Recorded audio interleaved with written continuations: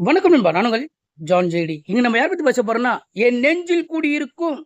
So இந்த dialogue வச்சு உங்களுக்கு தெரிஞ்சிருக்கும் யார பத்தி பேச போறேன்னு. இன்னைக்கு நடந்த இந்த மாநாட்டுல பார்த்தீங்கன்னா, ரொம்ப எதிர்பார்க்காத நெறைய விஷயங்கள் வந்து தளபதி பேசியிருந்தாரு.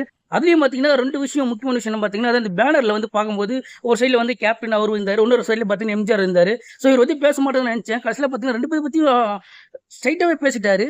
ஸோ அது மட்டும் இல்லாம பார்த்தீங்கன்னா, போன இதுல பார்த்தீங்கன்னா, ஒரு இடத்துல வந்து தளபதி பேசியிருப்பார். ஸோ அந்த டயலாக் வந்து ரொம்ப ஃபேமஸ் ஆயிடுச்சு. Is wrong bro, is wrong bro அப்டின்ட்டு. ஸோ இந்த ப்ரோ அப்படின்னு வந்து ரொம்பவே வந்து எந்த அளவுக்கு ஃபேமஸ்ன்னு உங்களுக்கு தெரியும். ஆனா இந்த வாட்டி பார்த்தீங்கன்னா, அதே மாரி இன்னொரு விஷயம் சொல்லியிருக்காரு. அதுதான் வந்து அங்கிள் அப்படின்னு சொல்லியிருக்காரு.